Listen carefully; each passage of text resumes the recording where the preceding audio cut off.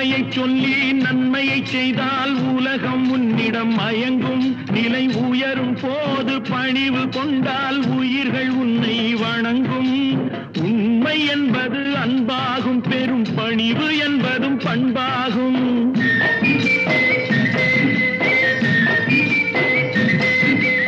உண்மை என்பது அன்பாகும், பெரும் பணிவு என்பது பண்பாகும். இந்த 4 கட்டளை அறிந்த மனதில் எல்லா நன்மையும் உண்டாகும், எல்லா நன்மையும் உண்டாகும்.